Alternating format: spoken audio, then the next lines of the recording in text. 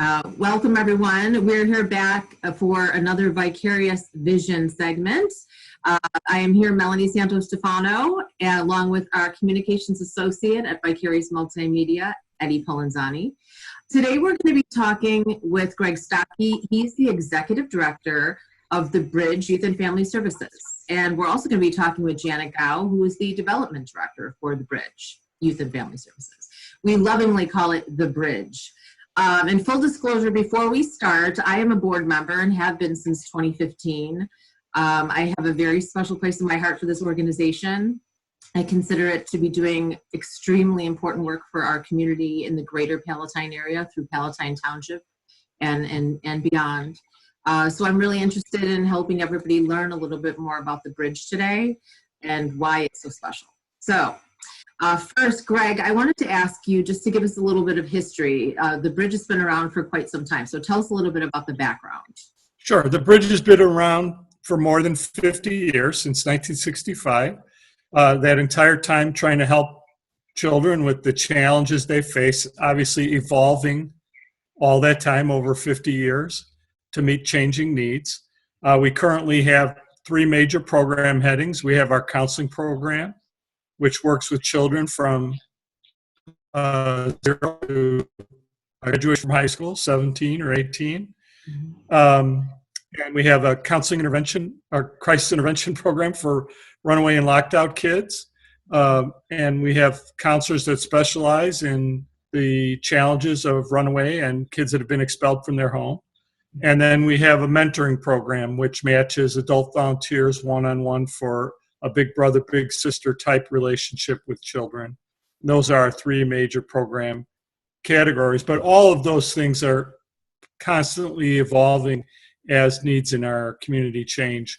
For example, years ago, the Bridge was known mostly for working with what many people thought of as bad kids, sort of the acting out kids or troublemaker kids. And there's still a little of that going on, but far more of the kids that we work with are depressed or anxious kids, or they have other. They just need some emotional support in general, right? Right. Well, emotional support and professional help. It's a little more than just emotional support, right? But mentoring provides emotional support, and counseling provides mental health help, professional support. And our crisis intervention team, they're really experts on getting people to go home and live together in relative peace. Yeah. Have you found since the pandemic, we're going on a couple of months now, have you found an uptick in need that people are having a hard time struggling or dealing with currently? Well, I don't know if it's necessarily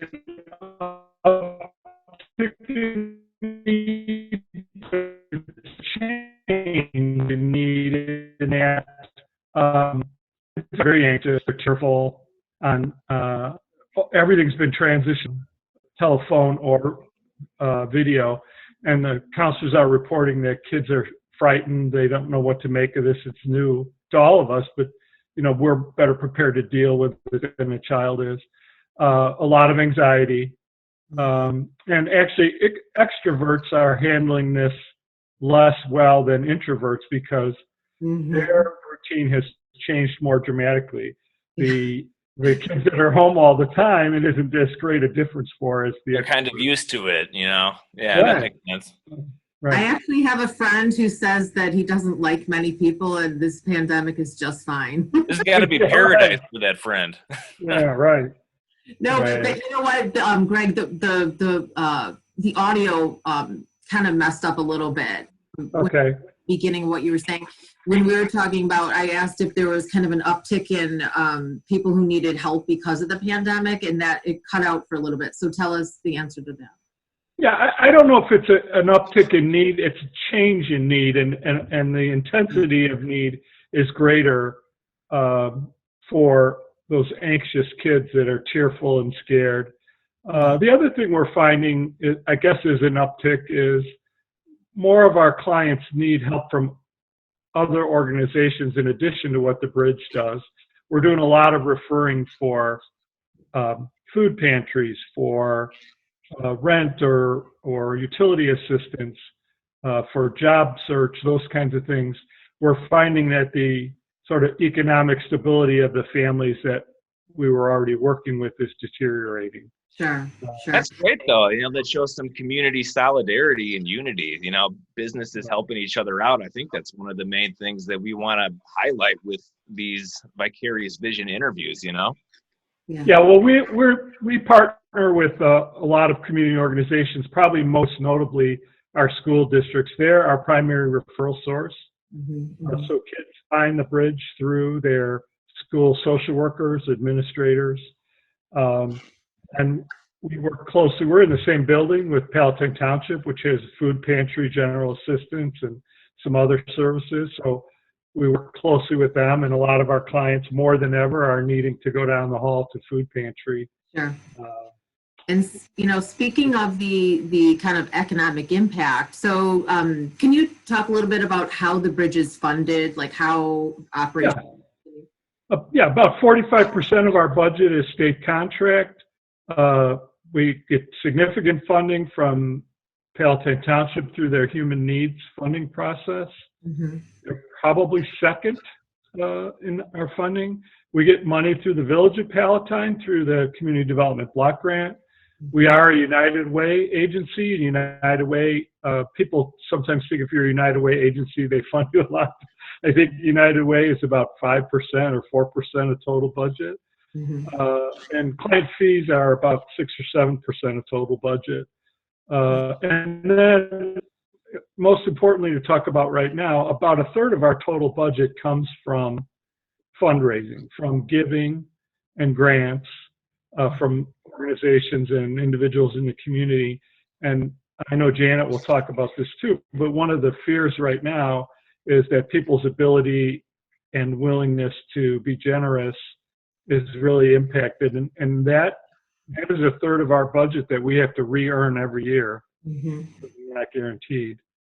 Yeah. Now, Janet, I know you handle a lot of the fundraising for the bridge. And one of the big ones that you guys organize is the gala. Is it gala or is it gala, by the way? I'm never quite sure. I think it depends on where you're from, right? I say gala too. I say gala, yeah. But it's gala. Because it's happy. It's gala. Yeah. Greg, what do you say, gala or gala? I say gala. Gala, okay. We're unanimous. It's gala. It is a gala, okay. So the gala, that's a big one, big fundraising event for you guys. Obviously, with the stay-at-home order, it had to be postponed. Fortunately, not canceled. It's just postponed. But tell us what you guys have been doing to work around that, and how are you still ensuring that you're getting some funds raised to support the bridge and their services? Yeah, it was, like other agencies, a really difficult decision to make to postpone our gala. A lot of people look forward to that event to get together. We hosted it in the past, and it was to be again this year at the San Filippo Estate. That's a really neat venue to go to. But I think everyone understood our need to postpone it at this time. What we did come to the decision to do was to host a virtual gala. Oh. Yeah, lucky for us, technology for virtual events has come so far in the last few years. We already have our auction online, so we were planning to have that capability to have that mobile bidding at a live event. So we just decided to take that, put it online, host a virtual event, and we're hoping to do that on Saturday, May 30th. So Excellent. Long promotion. We'll talk about it. We're calling it Virtual is the New Black Tie. Yes. Kinda. I mean, I love very that. true. Doesn't that sound fun? Virtual is the new black tie. It's got a nice ring to it. And I mean, if there's any upside to any of this, I guess it's making everyone a little more tech savvy, right? Right. And we were so fortunate to have all of our corporate sponsors in before we even knew COVID was around the corner. I think that we have corporate partners in the community that have supported us year after year. And we were lucky to have them renewed before, during, and even after COVID happened. So we're really grateful to the community supporters, the corporate supporters that donate and become partners with us every year. Tell us a little bit about how the night's going to go. I know that for me, I'm going, and I invite everybody to go, and I am going to get dressed up, and I am going to have a glass of something. Yeah. And we are going to be in a virtual gala. Melanie, Yeah. are you gonna have one of those masquerade masks as you go in front of the I webcam? don't know about that. I don't That know. is the beauty. You can choose your own theme, right? You don't have to go along with whatever the agency decides. You know, my plus one might be a dog, not sure because is in a shot. But what we're hoping to do is to have some guest speakers, maybe some special guest speakers. We'll have them come on and talk about the agency. Greg, that might be a surprise to you. Okay. I'll host it. We'll have other people who can get on and talk. We have some really great videos from some of our staff members, some of our master's level counselors who've done videos that we're showing on our social media. So we'll have a lot of good information, engaging videos, and information about the agency to show that night. And then also, people will be able to get involved in the silent auctions, right? Yeah, so our auction it's live right now for a few items, but that night it'll be live as well. The website is www.bridgeyouth.givesmart.com. We also have a text to give. You can do that right now if you wanted to get on your mobile phone and make a donation to the Bridge. You text Bridge Youth to 76278. Perfect. And we'll put all that at the end of the Great. last. Yeah, I'll have it like flashing on the screen right here. If you can put it all over town, that'll right work here. too. Yeah, we can, yes, we'll put it all over town. All right, just get out your chalk. Well, okay, so in addition to supporting the upcoming initiatives Dana spoke about that are happening at the end of May, what are the ways that people can support the Bridge once things start getting back to normal? Maybe give them a heads up on things that they can get involved in. I know for me, the mentoring program is so amazing. I've heard stories at our board meetings about children's lives who are changed forever. And if there are adults out there who want to mentor a person who needs that adult support in their life, I think the entire services of the Bridge are amazing, but I really love that adults can step in and potentially be an adult role model for a young person that might not have that. Yeah. Yeah, they say a good man is hard to find, right? That's certainly true of mentoring. And I've been around a long time, and one of the things that's happened is people's willingness to volunteer for mentoring went down at the recession of 2008, 2009. And so I suspect the same thing will happen now, that when people have uncertainty in their lives or economic upheaval or not sure where they're going to be working, and, obviously they're less likely to reach outside themselves for mentoring. So the willingness to mentor is more important than ever. One of the things that's happened in recent years, certainly since the recession of 2008, used to be that young professionals were the primary mentors. They would be young men or women in their late 20s or 30 years old, and kind of before they had their family, they would mentor. And one of the things that seems to have happened since then is sort of what I would refer to as the young old have become the new mentors, the early retirees or people late in their career who have enough flexibility to get out when they want to get out and spend time with a child. And so there's a wheelhouse there for these men and women, mostly in their 60s, but could be 50s or even older than 60s. And they're great mentors. They're not, they have a lot of good life experience. They've raised their own families, and they're not afraid of kids at all. And they do a great job as mentors. So, if people have time, obviously there won't be anything happening in person right now, but it's a fine time to make the commitment and get the ball rolling, and so that when we can be together again, they can spend some time making a difference in the life of a child. Are they able to be doing anything virtually right now? I know you're trying, but they are. They did a virtual talent show last week where they each did their talent in their home, and the rest were on the Zoom call. And then they also did art projects. They tried to simulate what doing an art project would be like when they could be in our game room, which is our big sort of multi-purpose room at the office. They were kind of all doing their own thing and maybe not paying complete attention to each other. But if you needed to take a break or say hi to somebody or whatever while you were doing your art project, they were all on the call together. So yeah, they're making the transition too. And we actually didn't talk about this, but from counseling and crisis standpoint, services have not reduced. All the services have transitioned to video and telephone. And for March, and the April numbers will be due any day now, but for March, services did not go down at all compared to February, which I thought was quite amazing. So the transition over to doing everything virtual went smoothly and without really any loss of service provision. We're so fortunate, as Eddie mentioned, with all this technology to be able to kind of make these quick pivots, right? To be able to, especially when people need you, you know. I get it because I'm someone that talks to a therapist, and honestly, I think I might have had more phone appointments with my therapist since this all began than ever before. Just going into his office, I've talked to him quite a bit. Right. One of the things we were dealing with before this happened is people with transportation challenges that don't have cars or don't have reliable cars.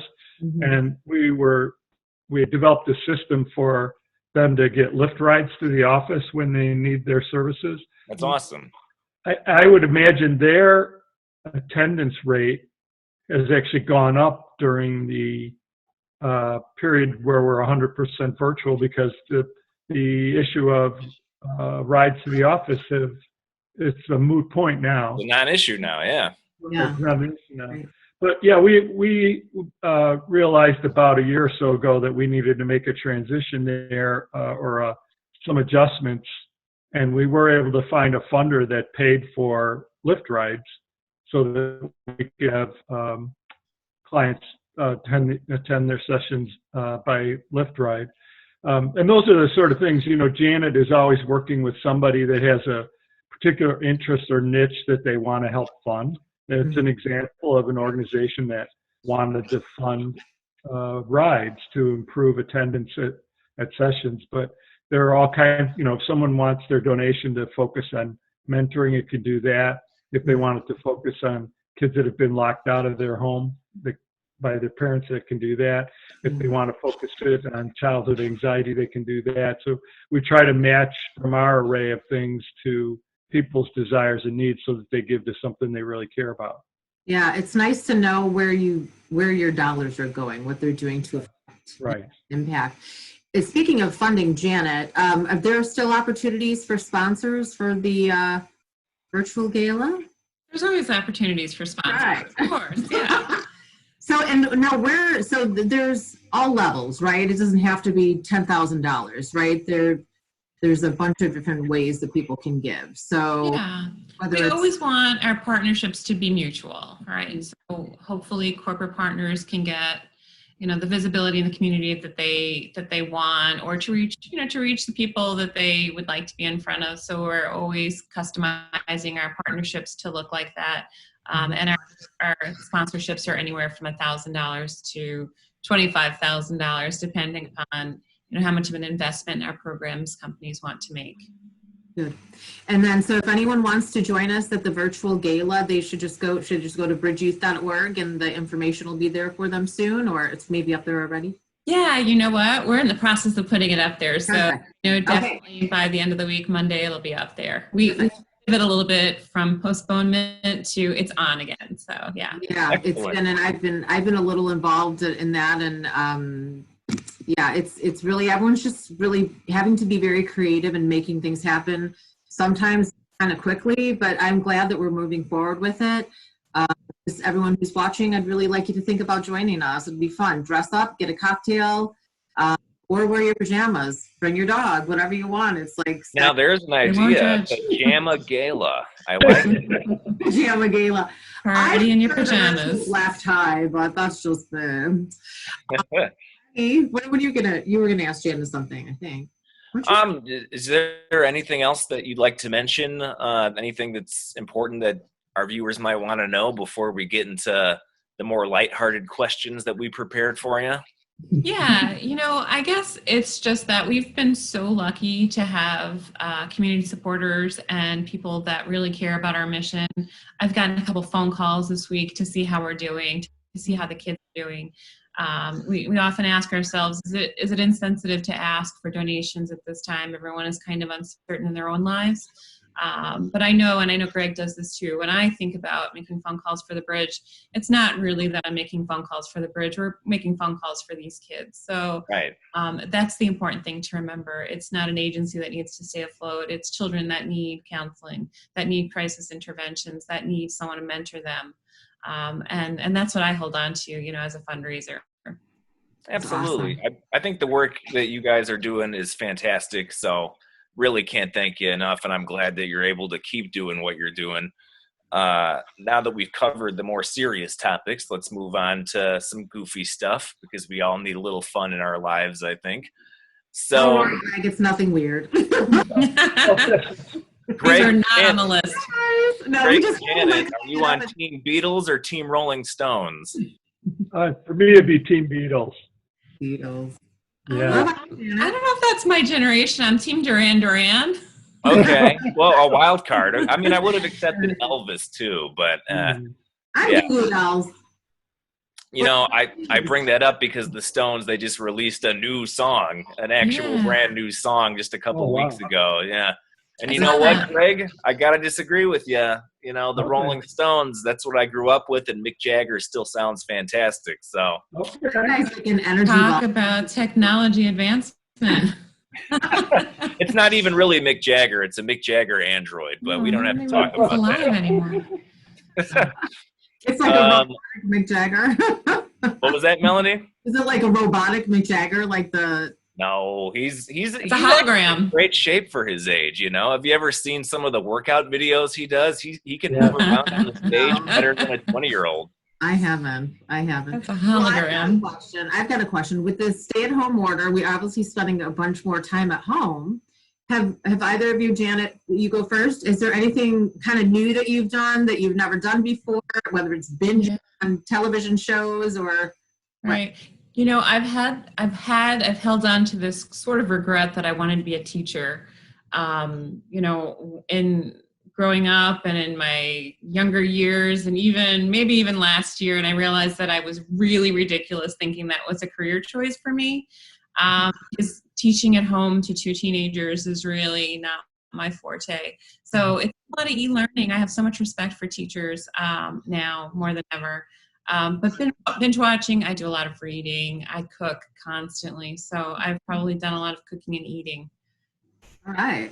Wait, how about you, Speaking of Greg? cooking and eating, Oh. my next question was Chicago-style pizza or New York style pizza. I'm from Brooklyn, so that was an easy question for me. Okay. Yeah, it'd be Chicago But Greg, style. go ahead. Greg probably likes Chicago. Yeah, I'm in Chicago style, but to answer your question, though, I've hung blinds in about 3 places in the house over the last 2 or 3 weeks. Hung new blinds, Yeah. and I've been taking pictures of birds out the windows. And just today, I got a great picture of a Baltimore Oriole. Today was the first day this year that he has showed up. So That's in great. between meetings or whatever, I'm looking out the window to see what bird is showing up at the bird feeder. And today it was a Baltimore Oriole. There is That's so nice. much more nature outside because people Yeah. are not, I think. Yeah, people are They not come out outside. now. I know for me, there's all sorts of projects I would look at and go, I'll get to that when I'm not so busy. And they just sat, and I've just gotten a lot of stuff done at home, kind of like hanging the blinds. It's been kind Yeah. of sitting on the home a little bit. I was helping my dad fix our fence at my parents' house, and the fence has been broken for like 2 years, and Abandoned we're actually fences. fixing it now. And I've Finally never done. felt like more of a handyman in my life. It really was a confidence booster for me.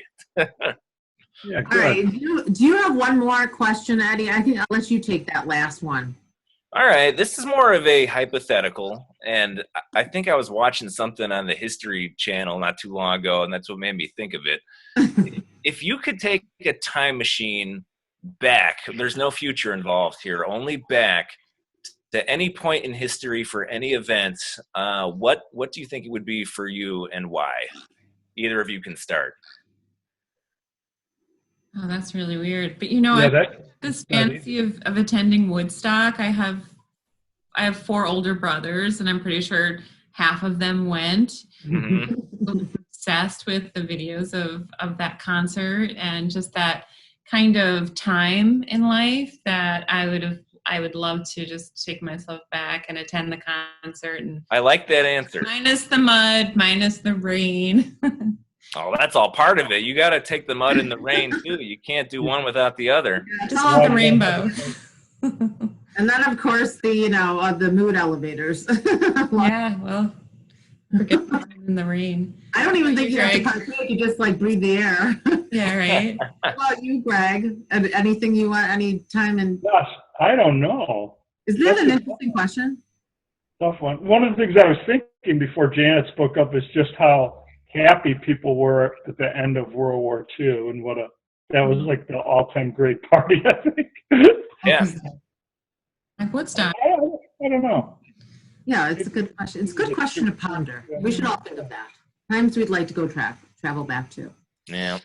Well, is there anything else we missed other than virtual galas coming up? There's a silent auction involved. You can dress up, black tie if you'd like, or however you'd like, but do consider joining the bridge and visit the website, and all the information will be there in coming days. And please consider supporting the bridge. Yeah, Thank you, thank guys. you. Really appreciate Greg? it. Thank you so Yeah, much. for thanks. having Really us. appreciate it. All right, you guys have a good day. Thanks. All right. Thank you. Bye, guys. Take care. Thanks for watching Vicarious Vision, and come back soon for the next episode. Later. Later.